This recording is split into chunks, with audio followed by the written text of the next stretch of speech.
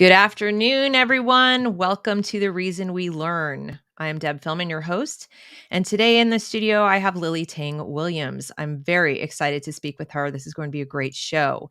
Please take a moment to like this video, share the link so all of your friends and people who would be concerned about this topic can join us live. That's how they will be able to ask questions. We will be keeping the question period to the end unless something is really relevant to what we're speaking about in the moment. If it is your first time at this channel, this is a channel devoted to all things related to education, both the crisis going on in American education and also hopefully rebuilding something better. So I hope you will enjoy the show. Welcome, Lily. How are you today? I'm feeling great. I'm in New Hampshire. It's a beautiful fall color outside, and I look forward to connect with your audience. Wonderful. And I'm just so grateful that you took the time. You're a very busy woman. I've going around on different shows, Huckabee and Tucker and all kinds of different things that you've spoken to so many people. I asked you here because I find your background fascinating, and I think you are uniquely qualified to help us understand the phenomenon we're seeing in America. Could you share with us briefly your experience, um, your childhood, a little bit about your background for those people who aren't familiar? Well, I was born in Chengdu, which is the capital city of Sichuan province next to Tibet. That is southwestern China, if you look at China's map. And then I went through Mao's great proletarian cultural revolution from 1966 to 1976. I was 2 years old to 12 years old. I was in government schools, of course, for 5 years, and until Mao died, I was 12. And I came to United States 1988, 2 months before my 24th birthday. I basically gave up on China, my native country, to come to America to seek freedom and prosperity. And I took 20 years in this country to battle my past indoctrination from my own government. And when I woke up, I become active mom, grassroots activist, and start to see the signs on the wall for America is going down the wrong path. So I start to get active in political field too, and really become activist 2014 until now. I've been speaking around the country to educate people about horrors of communism, socialism, and they can see all my YouTube videos and Facebook posts on my page, Lily for Liberty, that you listed. Okay, wonderful. And please, everyone, do go subscribe to her channel. That's where you can keep up on everything she's been working on. And I would just like to start off by thanking you for all of your efforts because I'm eternally grateful as an American, as a mom, as a patriot. I think sometimes when I speak with immigrants to this country, they are more appreciative in some ways of the freedoms that people often take for granted. They don't necessarily have the perspective that you have. What can you tell us about those writings on the wall that you're seeing? Well, if people don't know histories, our young people today, they seems like are not really taught truth throughout the history. When they studied communism, when I went to schools, they told me they really don't know much about Mao's Cultural Revolution. So for those who don't know, I'd like to describe some similarities I see today in America with the Cultural Revolution I survived with other immigrants who are from China in this country. So number one, then the Mao lost political power because his central economical planning policies in China caused the mass famine. Lots of our kids don't know that. How many people died during the Mao's mass famine from 1958 to 1961? Estimated 48 million people, Chinese, starved to death. In my home province of Sichuan, very, very fertile land, never had disasters like a mass famine before in history. And they were eating like other people's children's dead bodies to survive. Like people just cannot believe that. And then Mao used cultural revolution to purge his political enemies inside of his party. And so his target was new president that time, Mr. Liu. And he started a campaign called Getting Rid of Four Old. So four olds, that means old culture, custom, habits, and ideas, and get a young, very naive youth, urban youth in colleges and high school, middle schools, to shut down schools for them to focus on this campaign. And they worship him, they were used by him to do the cultural revolution. Then Mao used typical divide and conquer tactic from Karl Marx to say, let's divide the people into oppressed versus oppressor. Then 5 black classes under the oppressor group, which is landlord, counter-revolutionary, rightist, bad influencers, and traitors. But who define those subjective categories and terms?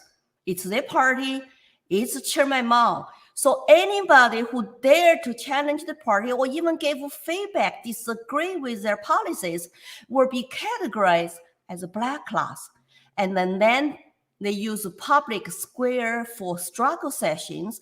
Then red guards will be holding their face like this and form public opinion, public shame black classes, and make them to apologize and to self-criticize, and or they will get tortured and beat up. And so basically it's guilty by association. Let's say if your grandparents own land in the old China before PRC, then you will be classified as black class.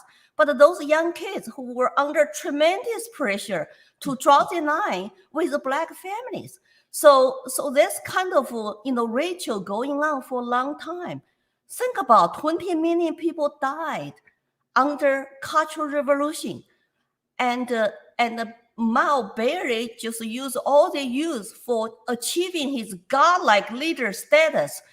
Then he got rid of red guards he used and sent them to countryside to say, down to the mountain campaign, because red guards become very violent in the streets. They were basically like a mafia, start to dominate streets, interrogate and intimidate people. Law enforcement was told to stand down. If people don't understand China, it's a one-party dictatorship. One party controls all the media, all the press, all the legal system, all the educational field, everything. There was no private property under Mao. So when the red guards started fighting each other, the general told Mao, hey, Chairman Mao, you have leadership now, you are number one, and the red guard don't need to be on the streets anymore. They were killing each other. Then Mao sent them to countryside, threw them under the bus. My 3 uncles went to countryside for 10 years. 10 years. So I say today, America use the same thing. Young college kids, even high school kids, were being indoctrinated by cultural Marxists and joined this social justice woke movement. I just feel so sorry for them because I was one of the red guards as a middle school student. I saw the same indoctrination, quasi-religious following of our youth to some ideology that they did not live under, they did not know what it's about, and they want to free stuff, they want to equity, they want to racial equity, all those terms, they really don't understand what they really mean. And even critical race theory, or some people are born racist. Can you see the similarity? It's oppressor versus oppressed. Then you have red class, black class. It's all about identity politics and the division. I'm just worried this kind of division, this kind of chaos, cancel culture, suppress of dissidents, even free speech and free expression, free association, is going to destroy America. Yeah, I agree. I'm listening to you speak, and as you were just saying, I'm hearing cancel culture, critical race theory, social emotional learning, right? With the apologies and the guilt. But I have to ask, because this is the part even I am unfamiliar with. I understand and I knew about Mao's Cultural Revolution and the Four Olds. But what I still don't understand is, what did he use as the carrot? Was it free stuff? Was it, in other words, today, what I see is children are being told a false narrative about the oppression. They're being told anything you don't like equals racism. Like anything you don't like equals the thing that I'm telling you to fight against, but they aren't required to give any kind of evidence that that is even true. So they lead with this false conclusion and then tell them all the things you don't like that proves what I just said. What was Mao's? What did Mao say was the cause of problems that stimulated their desire to rush towards his great leap forward in all of his programs? Mao was part of the original founders of CCP, Chinese Communist Party, in the 1920s, with the Soviet Union Communist Party's help. So, of course, he used a typical communist tactic to promise all the great utopian society that we never experienced, even in today's China. So he promised the peasants free land. He promised the peasants they will have their own land to grow food, and when the peasants feel like, well, I really don't hate my land, or I got a job with them, and the party wanted them to dig. They want to instill hatred into the peasants' mind. China's population, when PRC founded, that when Mao took over, there were 70% of people living in countryside and as peasants. And so we had private property ownership. We had some kind of economy. People were not starving to death. But when Mao took over, because he promised utopian society, a communism, he got all the people support him. And they fought against Japanese. Actually, the Nationalist Party, Chiang Kai-shek, did lots of that. And Mao was reorganizing, getting prepared to fight the Civil War, and defeated Kuomintang Nationalist Party. They fled to Taiwan, 1949. Then Mao temporarily, to promise people, he promised intellectuals, we're going to have 100 ideas, 100 flowers bloom. He had a campaign every a few years to promise people the stuff they want to hear and they support. Then he changed his mind. So quickly. So you hear that, yeah, again, today you hear the promises that are similar to Mao's promises, false promises? Yes, you hear all that free college, free health care, and and free money, and all that promise. It's temporarily true. Maybe they will give you some carrots. It's not going to last, because they use that to gain votes, to get elected, and to become dictators. Just look at Cuba, Venezuela. All those systems empower the 1% of the elite and the ruling class. Once they have absolute power, by the time they control the court, they control all government branches, they're going to control your everyday life, and you will be thrown under the bus. So it's always people who follow communism get starved to death, not the leaders on the top. So when Mao promised all that stuff, people support him. But then he said, well, let's have a people's commune. In the 50s, he started the people's commune because he said, you know what? It's more effective to achieve communism. You don't need the private land. We're going to have a people's commune. You go to community kitchen to eat. You take what you need. And you work 6 days a week. Everybody guarantee a job, guarantee everything. Nothing came. Nothing came. There was no productivity. We had no products. Our shelves were empty. We lived on food rationing coupons. I was a starving child. I was a working class poor child, so-called red class.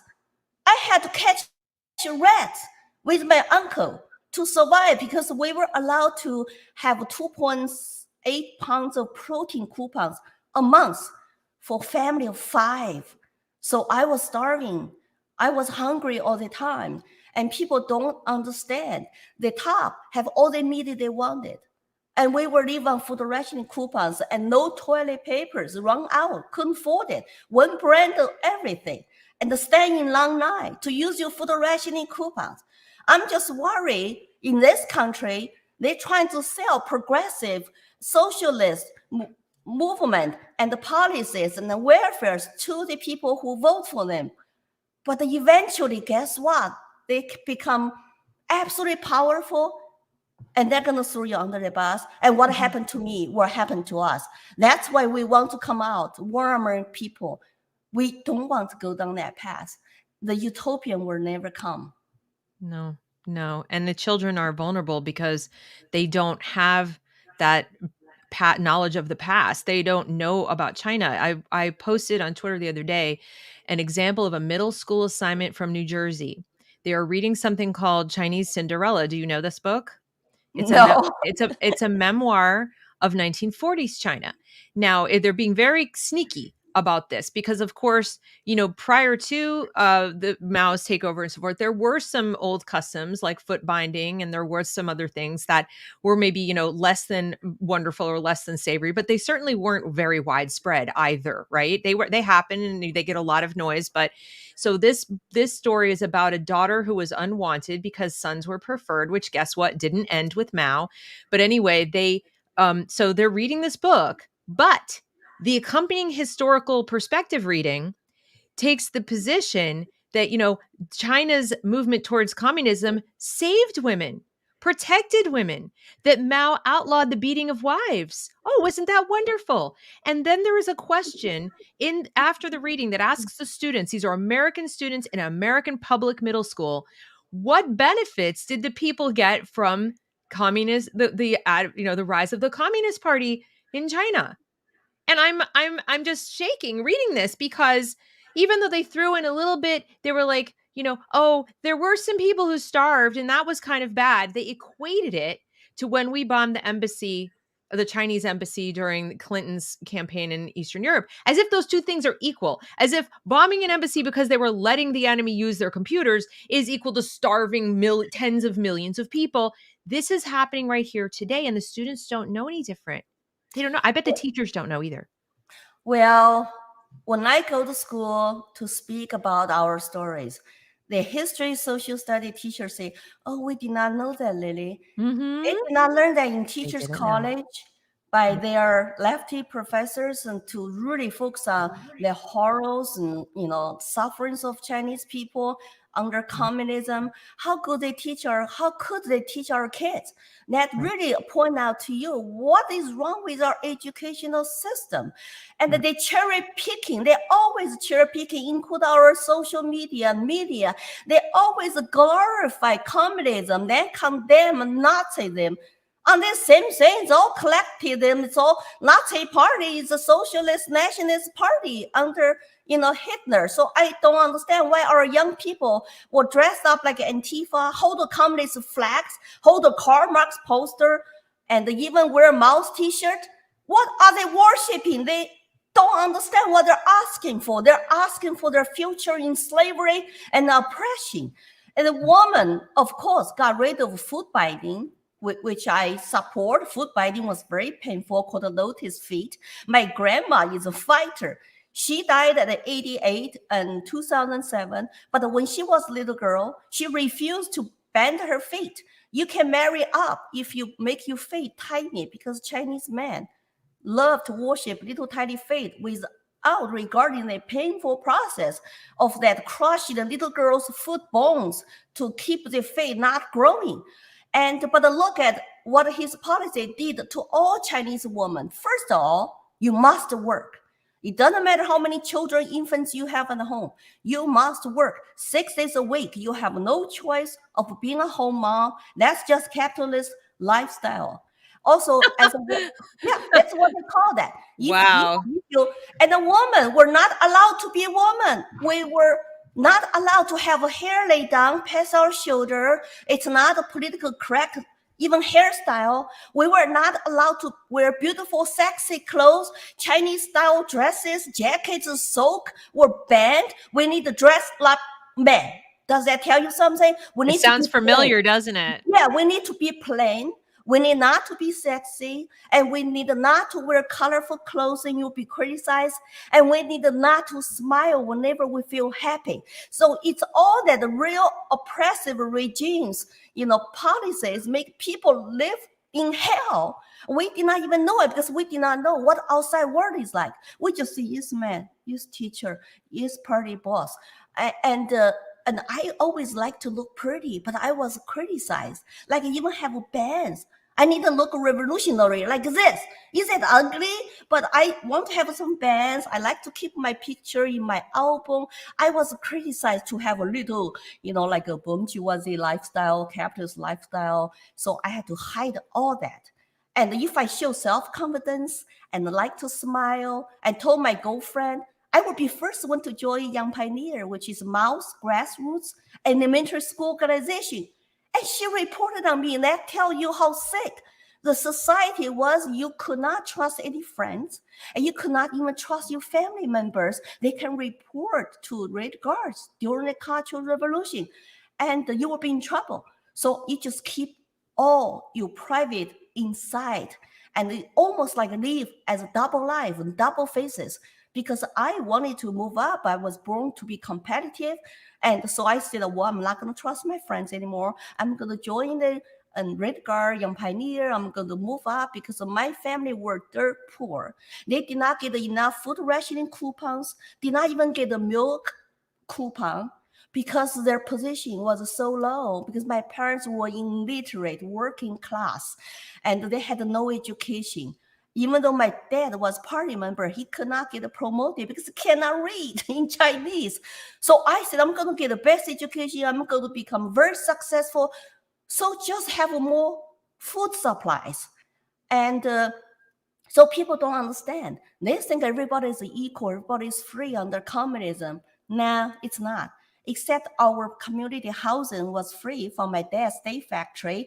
My parents had to pay for our schools, pay for our doctor visits, pay for childcare because they could not afford infant care for my baby brother. They begged me to stay home to babysit him. I was 6 years old. He was like 1 year old. I was so scared to stay home with him, but I had no choice. We were so poor. I'm the oldest child out of three. I had to do my duty as the oldest child to help my parents. But inside of myself, I want to go to school. I want to learn how to read.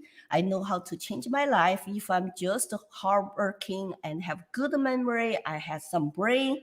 I was born with some intelligence, and I always strive to be my best. Then I was told, you were so confident. Your individual confidence expression will not be allowed to show in schools. So I was put back not to join Young Pioneer, wear that beautiful so-called red scar for a year. That's my story. At the age of 7 or 8, I learned lesson of collectivism.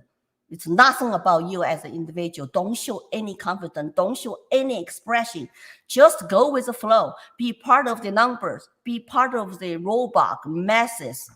So that way you can move up.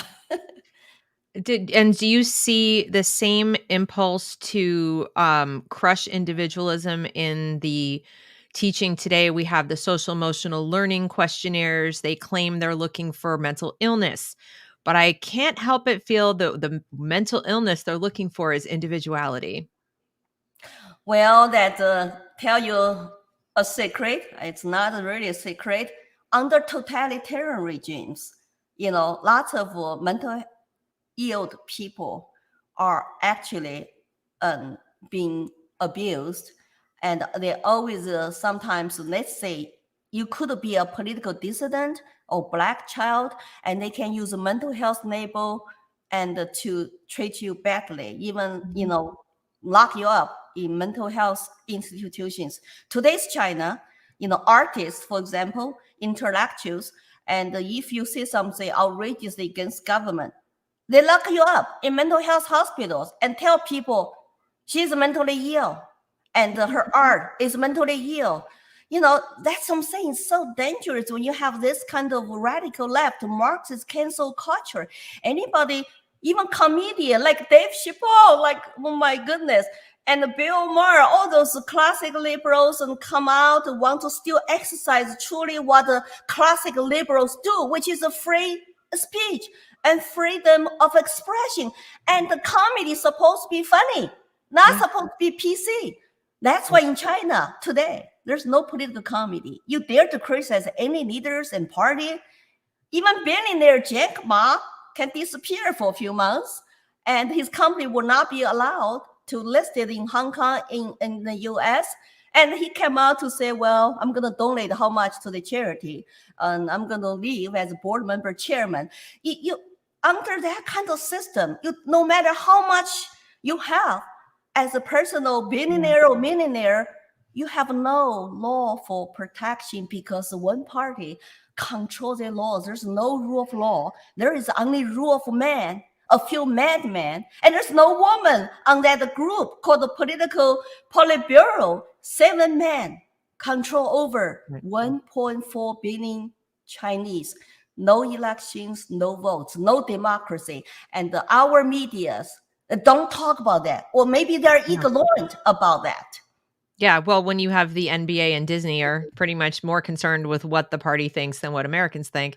But you know what they've done now, Lily? It seems like in Mao's day, and even today in China, probably to a degree, they have to physically put you somewhere when they decide that you're mentally ill. Today, they've figured out a great way to make parents pay, or parents' insurance companies pay, for imprisoning their children's minds with drugs. So they'll just say that the child is potentially dangerous. We're very concerned about this little independent thinker. They won't say these words. But we're concerned that they might act out. So we think that they are depressed and potentially violent. They need to take these beta blockers, and they need to take these drugs. We need to do some experiments and so forth for their mental health. And you'll be paying for the mental and emotional imprisonment of your child.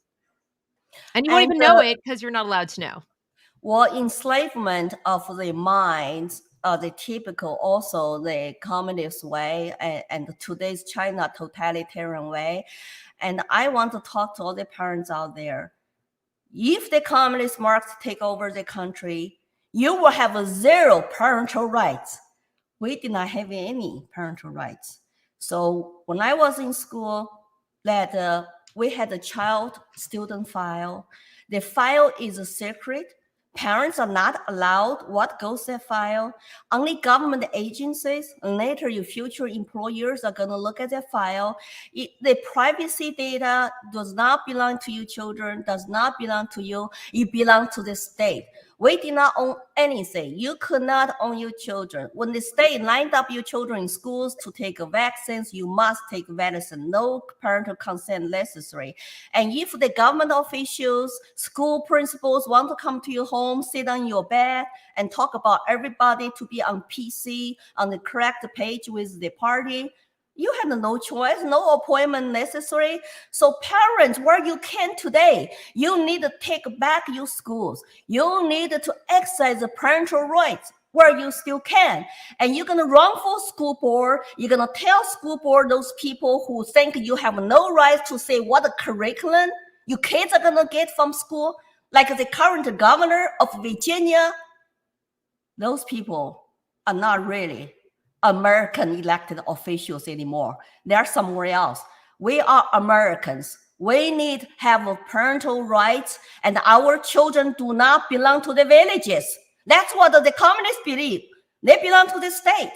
So I want parents to really listen to my story. I have been talking to parents, one about Common Core, data tracking, no privacy for years. And now it's warning them about critical race theory. You kids have no individual mind and rights and freedom, and they're judged by their skin color, by their race, by their ancestors. America is a systemic racist country. Then why immigrants like me all want to come to this country and live American dream? Those are BS. Those are communist tactics to divide and conquer people. So we really need to wake up, and it's time to be activated. Cannot be afraid in silence, cannot be afraid to call racist. It's not about skin color, it's not about our race. It's about the identity, politics, divide and conquer, and destroy America. How much do you think the CCP today is involved in what's happening in America? Well, CCP has been allowed to infiltrate into all Western democracy countries, Australia, Europe. Remember Confucius Institute? Mm-hmm. And they are funded by Chinese government. But they came here, go to our middle school, high schools, and colleges, and to fulfill their agenda. They use teaching language and culture as excuse, but they're funded by Chinese government. How could we be so naive to allow them to come in with their curriculum, their teachers, to indoctrinate our youth? That's just beyond me. I've been worrying about them too. And I've been targeted by the Chinese pro-Beijing trolls to attack me. And I cannot even go home. 2019, cancel my trip. I feel like it's my destiny, my calling to war Americans. They infiltrated here. They spies, operatives by the United Front Department, which is China's central propaganda department machine, all over the world. Wonder why during the pandemic, they all learned from China. How to shut down your constitutional individual rights, how to shut down your small business, how to get rid of your parental control and rights. And then we just complied. We complied 2 or 3 weeks, flat the curve, and become now still going on. The pandemic is never over. All use public good, public health. And if you are not listening to do what they want you to do, you have blood on your fingers. Blame on individual citizens and private business. Oh, I see the writings on the wall. That's why I call that cultural revolution on American soil. And there's so many similarities. If you go to my YouTube, you see other immigrants to warn you. They see the writings on the wall. They're terrified like me. But we have to master our fear to speak up. We have to educate the American public to connect the dots. If we lose this country, I don't know where I can go, really. I don't know where I can go. Any of us. So Rachel is asking, isn't China encouraging America's men to become more feminine while simultaneously punishing it in their own country? Yes, that they want to boost their military international image, and they're all very strong, very many. And but then they use the racial, sexual, cultural revolution here and to demonize, interfere with the American. Look what that's, China government and the Chinese people, look what they did to the people of color in their own country. But at the same time, and they attack United States for the racial conflict, especially last year, right? I don't know. There is some suspicion that CCP funded some of the riots, the Antifa outside on the streets. And I read a Chinese document by the State Council that, as one of the foreign policies, it's interfere with Americans since 2016.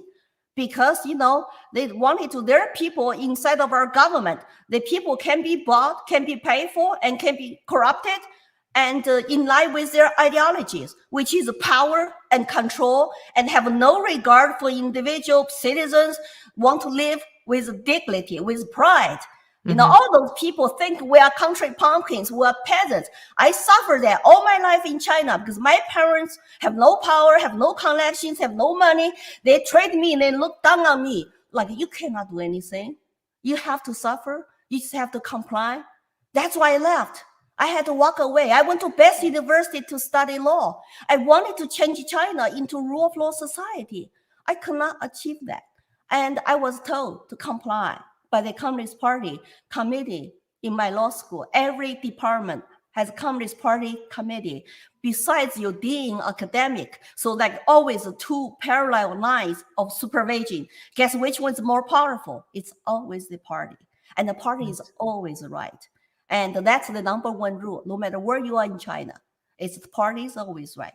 So I'm really worried that we are going to become dictatorship country, and they control the media, and they control the big corporations, and they pressure all the little individual groups and churches all basically comply and give up your constitutional rights. How could you cancel people's natural rights because of a pandemic? That's not American way. People ought to have some personal choice when it comes to their business, their schooling, and their health and medical freedom. But all that is just being under attack. How are we going to keep our American dream alive if we keep doing this? Yeah, we can't. What was school like, Lily? You were describing how, I've heard different things. Were the teachers initially on board with what Mao wanted and then they were thrown under the bus? Or were they immediately targeted as intellectuals and replaced with party teachers? Like, what did they Well, do to knowledge in China during Mao's period? well, during Mao's Cultural Revolution, they shut down schools. So you like university presidents, professors, not the teachers, because they were intellectuals. Maybe they once wrote a book, they said something. It's not a PC, so they had to go to struggle sessions. You can see those pictures on internet. They Yeah. give you wear a big, placard with your name on it, and they name you as a revisionist, rightist.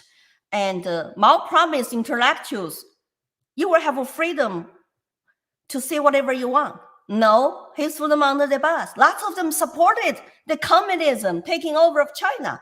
But when they want to offer some improvement, feedback, and they get thrown under the bus. So there lots of teachers, intellectuals died, either committed suicide or tortured to death, were sent to educational camps.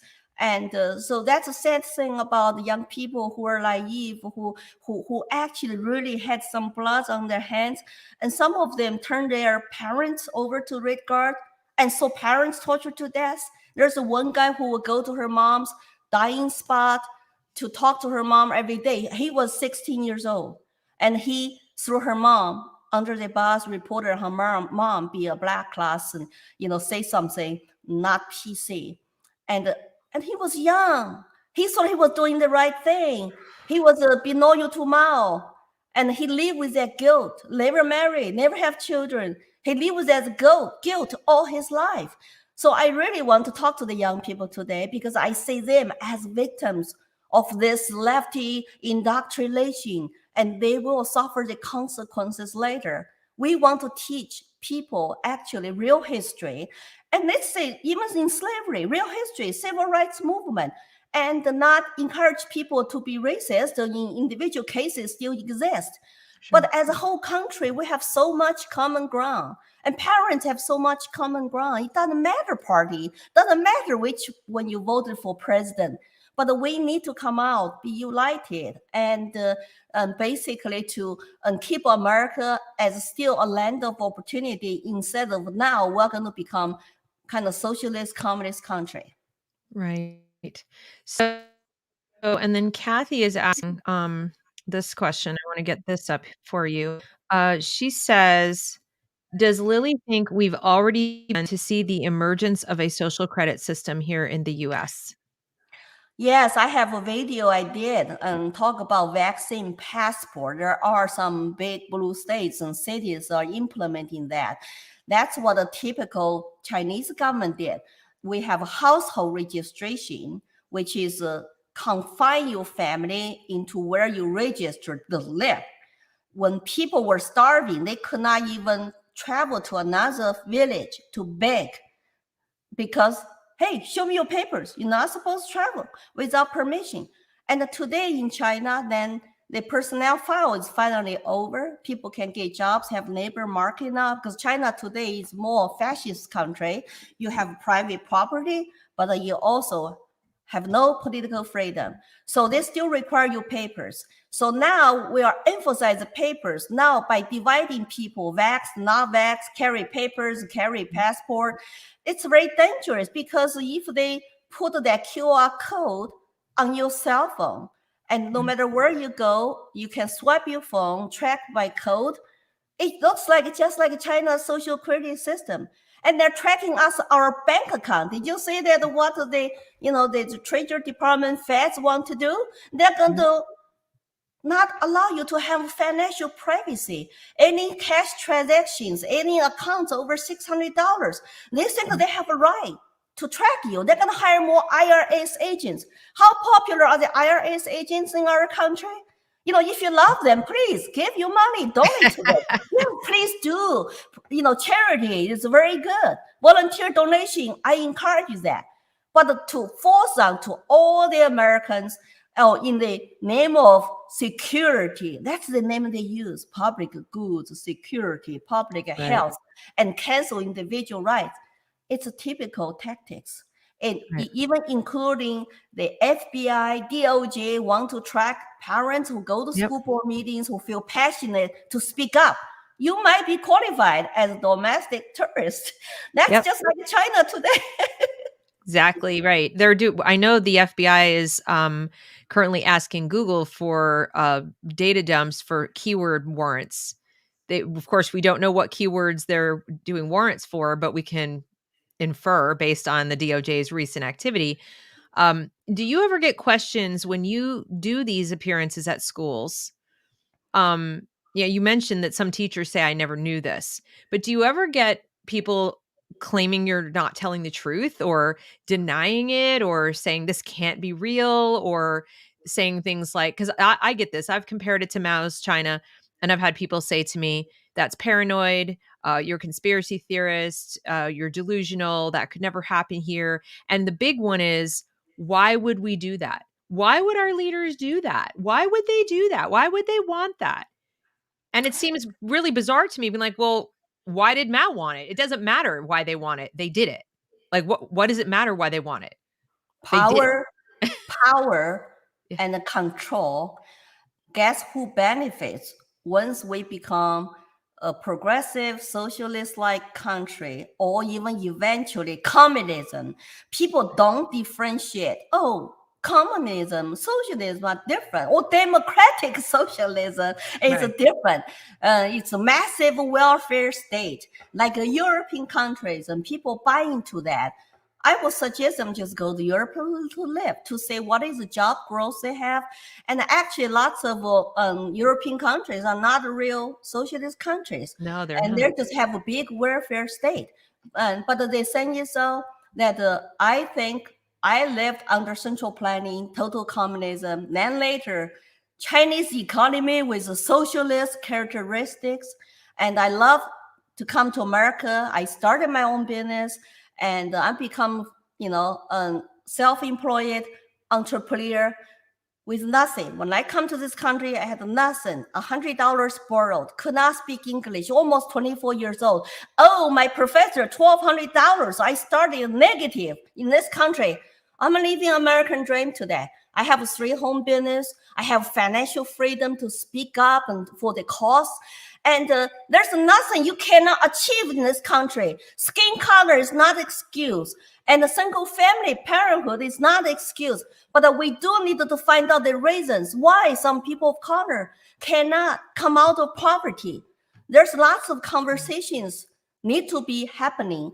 But in order to have a conversation, we need to respect each other's differences. We cannot just shut another side off, get a warning, cancel, constantly be attacked. How do you put all the minds together to figure out how we can improve America, how we can truly be a country of opportunity for all people? I remember the Declaration of Independence brought me to this country because that first paragraph of my English was very poor. We held this truth to be self-evident. All men are created equal. It doesn't matter your skin color, your race. It matters your behavior, your character. After civil rights movement, after MLK, who sacrificed so much for today's results, I have friends from all walks of life. Some live in the American dream, and we have a vice president as from a people of color group, and then we had the president for 8 years, who is like Obama, is half black. So we have achieved a long way. They can be examples for other and kids of color. But why do we need a division? Say if some people are poor, let's try to lift them up instead of bring the success ones down. Instead of make white people, especially white male, white kids, feel bad. Our kids need to mingle, need to help each other, need to, have a friendship with each other and discover, true joy of life and true joy of friendship. But instead, it's all about division. It's so sad to say that. So sad. It is so sad. And I think what I see in the people who gravitate towards these collectivist ideas is a deep pessimism and cynicism about human beings that gets in their way. It's almost like they're optimists, people who believe that even if things are really bad, tomorrow can be better. And then there are people who believe that, in this fixed pie mentality that no, if the people who have will always have, the people who don't won't unless we take it from them. So they have a very dark, negative view of the world. And I think that people who can look at, I mean, I know there are some leaders we have here in America who I truly believe are jealous of the power the CCP has in its country. I'm 100% convinced that we have people in this country who envy what the Chinese Communist Party can do over there. I know Joe Biden feels that way. I've heard him say things like, we are losing our patience. We've been very patient, like he's the royal we. And the only people who speak that way are authoritarians who wish they had more power. That's not a person Correct. who respects the fact that, you know what? I made recommendation. Y'all have made your choice. It's a free country. I took an oath on the Constitution. I guess this is how you want it to be. I'm just the elected president, so that's all I can do. Instead, it's we have been patient long enough. And that tells me they wish they were more like China. Of course, that's why they take Chinese as a government, CCP, as role models, have a hardcore shutdowns and cancel people's rights during a pandemic. Just use pandemic, any pandemic, maybe they would do that. They say though people don't understand who support, Democrats leadership right now. They are also tyrants. They're tyrants. Look at the hardcore shutdowns, all the big blue states and big cities, and force everything down to your children, to your schools, and to regular working class people. They're tyrants. And why people still support them, I don't understand why. Maybe because they past 40 years fundamentally transform America worked. Because people believe more authoritarianism. How could you report on your neighbors? How could you report on the people who disagree with you? Then you think they're enemies. You need to use government to lock them up. They need to go to re-educational camps. And they don't understand. In China, there's no democracy. It's a total totalitarian. Of course, they move fast. They can kill people very fast too. They lock up 35 Chinese human rights lawyers. I could be one of them if I stay in China, become human rights lawyers with their family members. No trials. No news. Just go to dark political prison and you don't know what happened. And you can commit cultural genocide in Tibet, in Uyghurs, and force people to have, abortions, or force people now to have 3 children. It's always authoritarianism. And why do you want that? All the government officials appointed and not elected. That's why you have COVID cover up for 6 weeks and colluded with WHO. And that's why so many people lost their lives.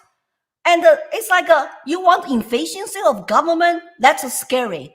We have democracy. We have separation of powers. Everything takes time. When they want to go through bill very quickly behind the doors in Washington, you should be worried. When they want to pack the court, you should be worried.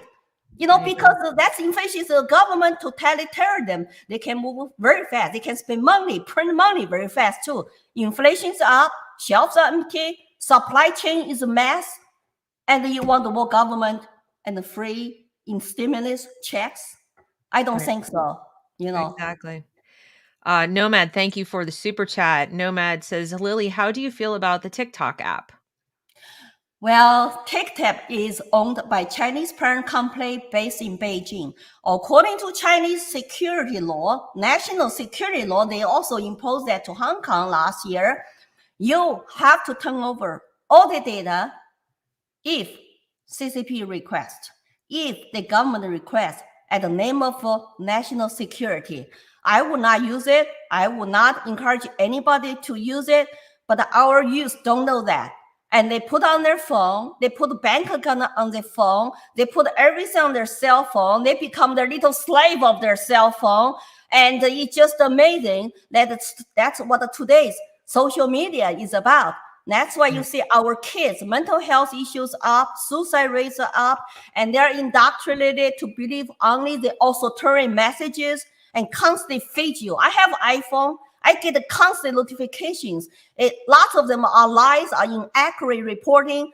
Our kids have no immunity. So I would encourage people, do not use TikTok, and because your data could be turned over at any time by the parents' company's request, at the request, not a request, demand of the CCP. Yeah, request. Yeah, CCP request, doesn't right? make requests. If they say, do something. And a lot of people don't realize that even in this country, the federal government can insist, and some companies have simply refused. I think Apple at one point refused and then they caved again. But they can insist on backdoors into various, when you're talking about cybersecurity and encryption, the Pentagon can say, we need a backdoor. You can't have something more encrypted than we can break it. And that's in the United States. So imagine what it is in China. I Okay, know they where all, like allegedly you you have said. rights here. Yeah, our constitution is not supposed to make a government, FBI, law enforcement job easier, faster, quicker. No, people supposed to be protected by law to go through fair process, due process of our laws, our criminal justice system. Now they all want to quick access to all the private data of individuals in the name of the wars against terrorism, wars against insurrection, extremists, and domestic terrorists, whatever they use. Don't believe that. That's the propaganda, rhetorics, the terms that we heard in China all our life. And 1.4 billion Chinese still subject to that propaganda. And our media even use Chinese propaganda. Their numbers for COVID is way off, but they use them anyway. They don't challenge them. Instead, they were focused on the US Cultural Revolution. So it's time for you to do your own research. Well, I had a strange experience because for 3 years, I worked for a Chinese company called VIP Kid, and I taught English as a second language to Chinese students. And initially, I did it because I absolutely needed a job.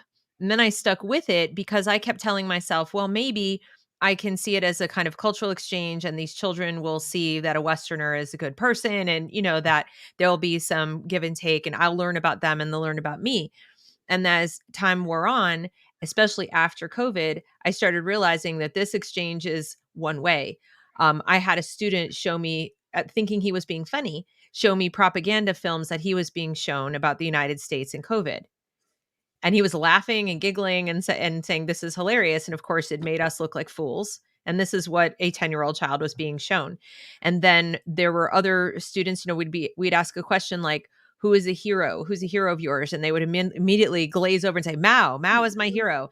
And I started realizing, just because they are sitting in a room that's like a beautiful bedroom, it looks like a Western bedroom.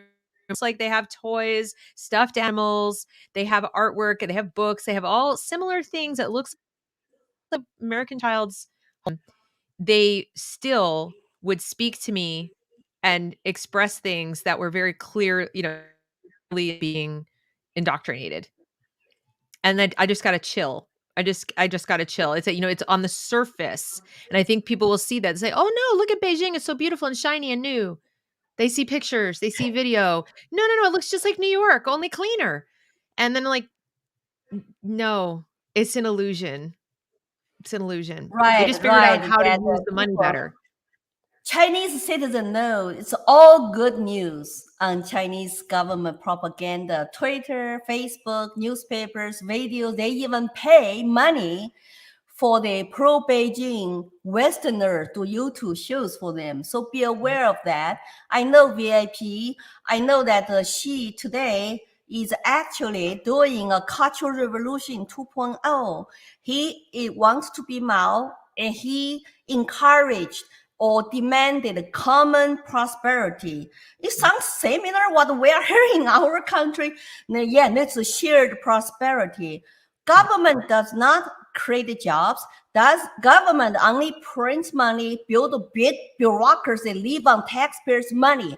Think about how much that harder you have to work as middle class Americans to pay your taxes, to give money to the government, for them to expand the government, and then give you some crumbs back. But when they have the top control and the billionaires, big corporations get richer and richer, where small mom pop and go out of business, 40% restaurant bars will never come back because they were shutting down during pandemic.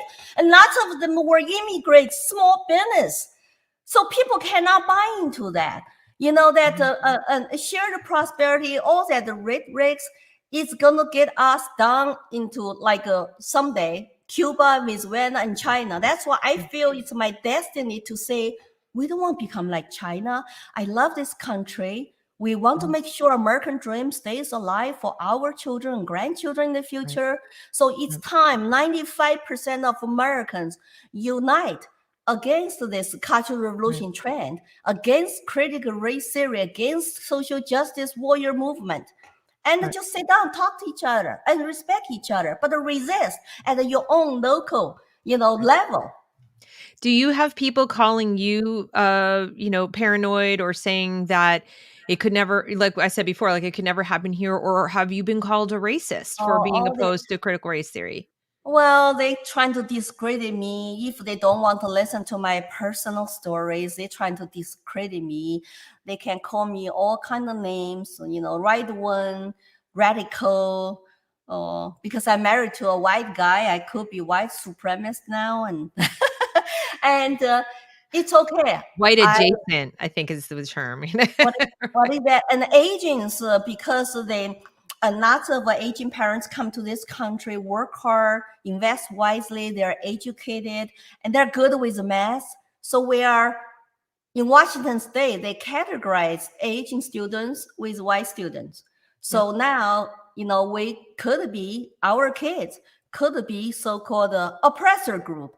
And our children are being discriminated by Ivy League schools because they want to quote us for minorities, but other minorities, the Oriental kids are the inconvenient minority because we like to value education. We like a society based on individual merits and character instead of skin color. So that's why there's lots of even Chinese parents now are waking up, activated. Even in California, they're trying to get rid of their California school board member, very lefty, in San Francisco. I'm very encouraged. We cannot give up, because if we give up where we still can speak and can fight, can protest, and by when day comes, you cannot do any of those anymore. Then there'll be real trouble. You'll be equally slaved. I don't care what name people call me. I always use Lenin's quote: "The goal of socialism is communism." And they're violent people too, because Mao said, the political power comes out of a barrel of gun. That's why they want more gun control, because they want to disarm regular citizens. Of course. And that's why they want to use the children. I've noticed lately whistleblowers have been sending me things about how they are using class time and flyers to help push gun control through the children. And I wonder if they're throttling me because I'm freezing.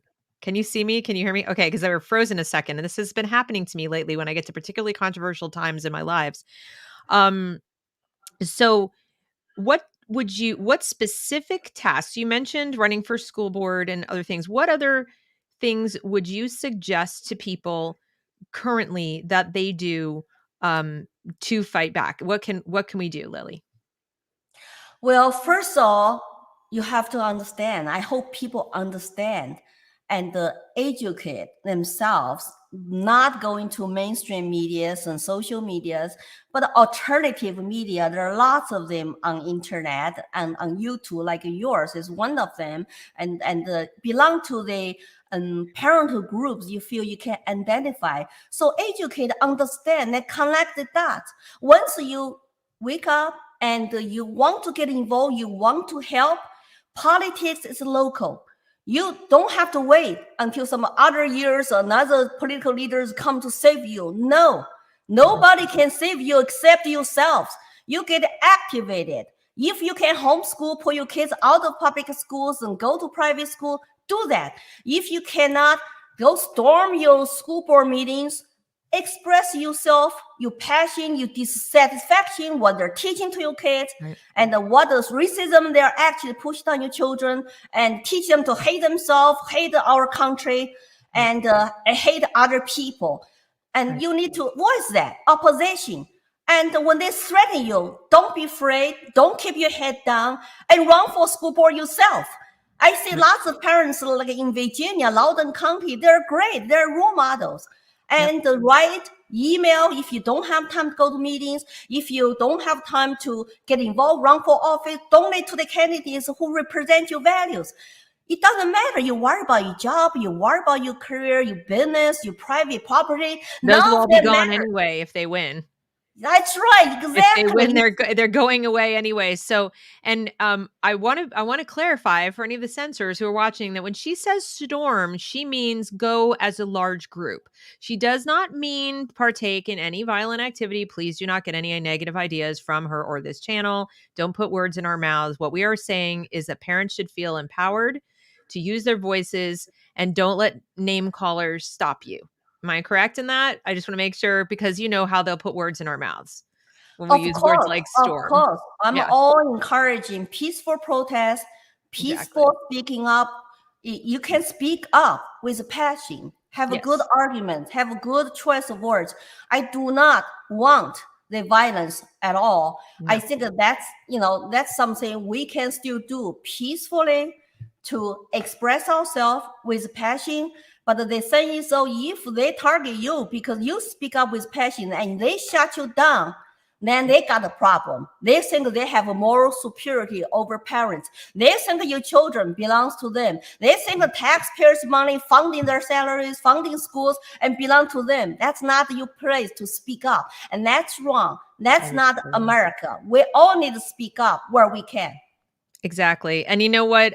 This is I'm the one who's the conspiracy theorist, really, because I wonder sometimes, since I know that the CCP has infiltrated our institutions and I know they push the Confucius centers and all this and funding into various types of curriculum that are steering us astray, I can't help but wonder if part of what they're doing is to stick it to Chinese immigrants who've come here for freedom, people like you and children of people like you, because they do rise to the top in our society. They rocket to the top, right? When they're free to do what they want. They appreciate the freedom. They want the freedom for their children. And all of these equity policies that we know that China is supporting, even though they would never do it at home, hurt Asian immigrants. And I can't help but feel that there's somebody sitting up in their offices in China going, ha, ha, ha, serves them right. I really believe that. I think that they have a bigger hand in this than we know. I just do. I think they're laughing to the bank. Yeah. Because Chinese children have to work so hard and score very high academically to go to college, to get jobs. And that's why they all are, score very high on international tests. Where our kids talk about only the racial justice and equity.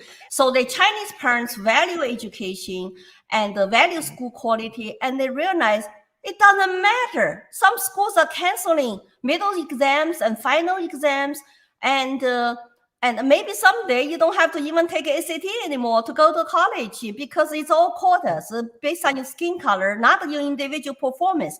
That's why the Chinese Americans sometimes were classified as they want to use us. They want to use all minorities to achieve their agenda. And if you are matching their talking points, yes, you are on their side. As soon as you outperform them academically and you take on traditional American values, universal human rights values, you are right one nuts. See, look how convenient that is. That's why I don't buy into so-called, all kind of life matter movement, because we all matter. All lives matter. We are equal protected under the law. Maybe there's some issues we need to improve. We need to reform. I agree, like injustice system, all that. But this cancel culture, this just use minority speak for. We have a name there for the liberals in this country. Chinese gave them a name called the Baizhuo. White progressives, they want to speak for you because you're oppressed, you are victims. And I'm doing a lot better than lots of them are. Why should I categorize me as a victim? I came to this country to strive. I did not own anything in China except a used bicycle. I own a lot in this country because of my hard work with my husband and raised 3 beautiful children. This is American country we love.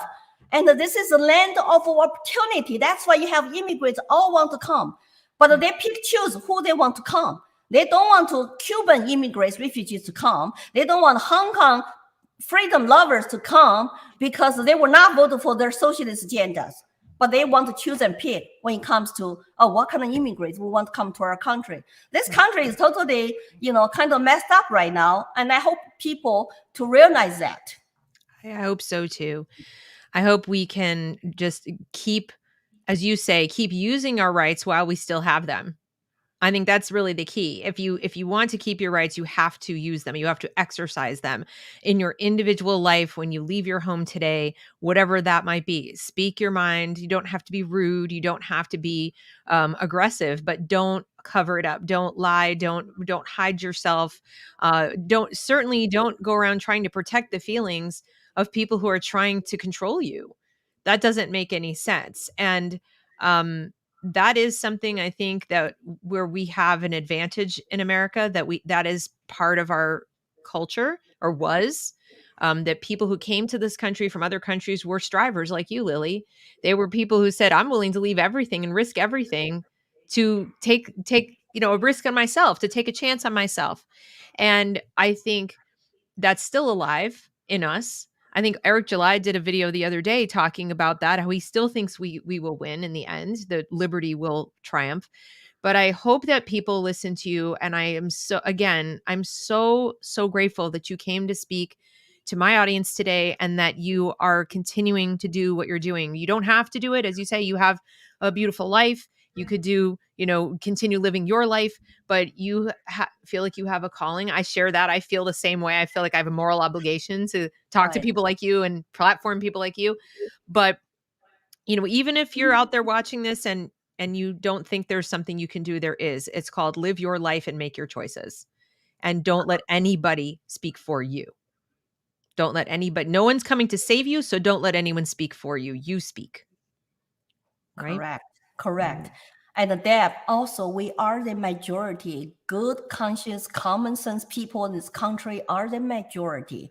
Yeah. We do not want to be silenced just because under 10% of radical Marxists want to change, destroy this country. And what do they want to replace with?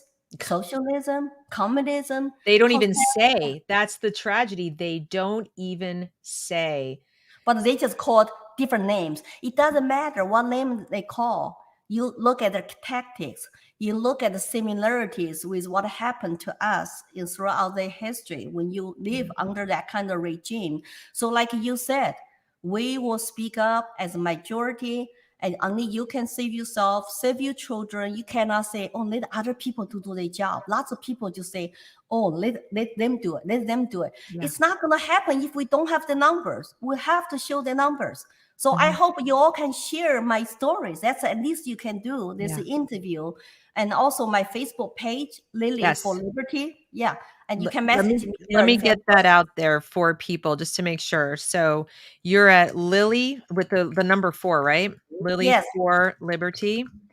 That's my public page, and Lily for Liberty, LILY number 4 Liberty, and the Twitter too. It's Lily for Liberty. Then my YouTube channel and Instagram is my entire name, Lily Tang Williams. I'm trying to connect with you. So if you know some groups need me to go speak, you can private message me on my page. I want to go to national TV so whole country can hear me. If you could make introductions, that would be great. Right. So if anybody watching this has those contacts, please reach out to Lily, have them reach out to her, because, I think having somebody like you come to a school in particular would be very powerful. More students. Are you finding that the students respond well when you speak with the students? Kids were like, their eyes were so big. They were shocked. But the thing is, some schools, they do not invite me. So I need you to refer me to moderate teachers regardless party, because there are lots of good teachers out there and they're free too. But if they are willing to invite me, and I do have a sponsor, if you are out of New Hampshire, called the Victim of Communism Memorial Foundation. And you can write to them, request me as your speaker in schools. But in New Hampshire, I will do for free for the cause and for collecting with the students. That's my duty as a patriot, America. So the sponsor is Victims of Communism. .org. Memorial Foundation. Memorial Foundation. Yes. I think it's a victim of communism.org. Yes. .org. Okay, I'm Right. copying that. So for those people, also, here's the link I'm putting in the YouTube chat, but I'm also going to put it down here. You can reach out to them. And I would also say to parents, because a lot of times they'll say, well, my school won't allow this or that. You parents have a lot more power than you think. In the sense that if you can find a local civic organization, a basement of a church, even, a covered outdoor area in a park, get creative and work together with other parents, other parent activist organizations, and organize something with Lily. Bring Lily to your town, bring Lily to your area, and then get the students to go. Bring all the kids, because the more individual people hear these stories and then carry them back to their peers, to their friends, to their classrooms. Imagine how empowering it would be if you're a student in high school and you're taking a social studies class that's geared mostly towards critical theory and the kind of Howard Zinn communist version of history. And the teacher says something that contradicts what Lily's saying or just glosses right over it. Now the student can say, "Excuse me, teacher, what about this?" What is so tragic right now is our students have such a poor background in history that when the teacher presents these ideas, they aren't able to challenge it. They don't have the frame of reference to challenge. But speaking with somebody like Lily, or have your kids watch her videos, go to her YouTube channel, just sit down with your family and listen to what she has to say. These are things you have 100% power over today. There's nothing stopping you from educating your own child with a 45-minute video or something, or even a shorter segment of this talk where you say to your child, I just want you to have information from someone who lived it. If this comes up in your class, you have information. That's it. Now they can stick up for themselves. Correct, Deb. And there are parents and nonprofit organizations, grassroots groups inviting me to go. And if schools want to keep me out because I don't fit their narrative, let's do it at grassroots level ourselves.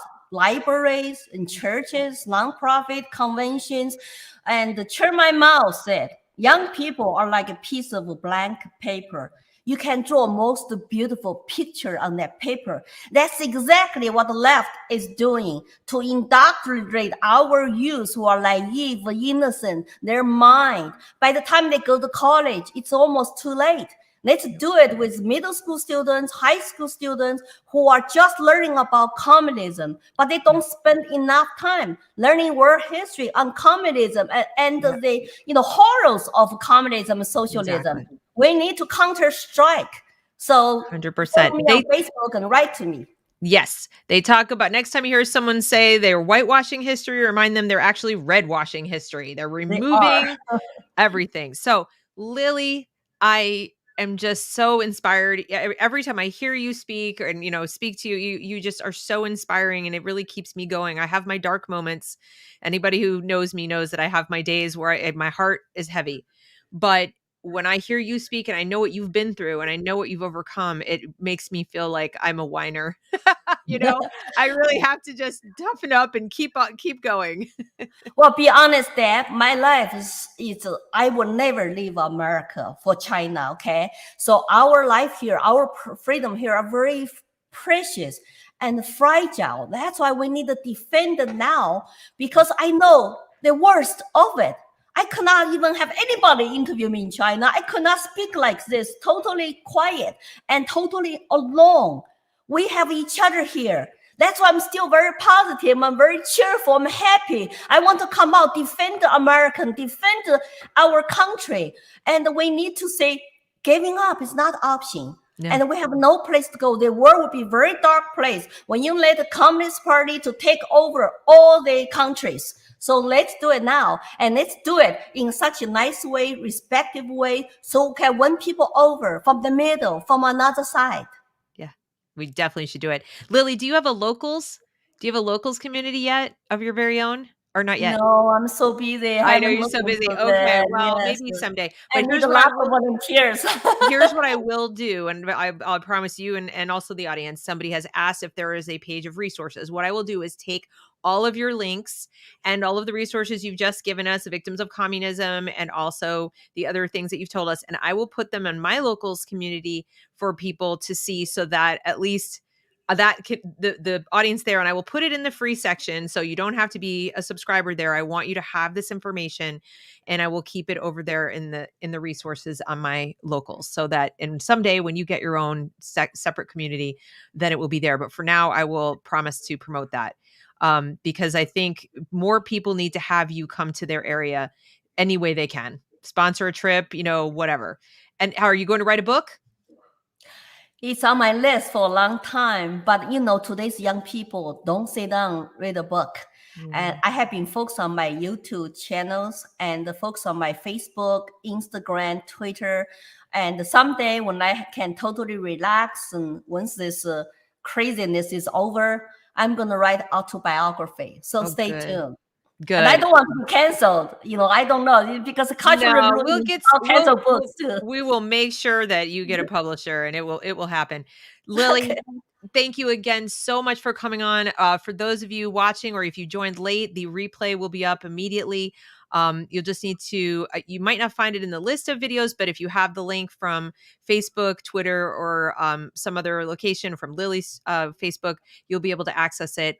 And the only thing you won't be able to see until tomorrow is the live feed of comments, but the comment area under the video will be there. Please subscribe to all of Lily's channels. And thank you so, so much for coming. Thank you for your wonderful questions. And Lily, thank you. Thank you, Deb, and thank everybody. Yeah, let's stay in touch. We will. Have a good day.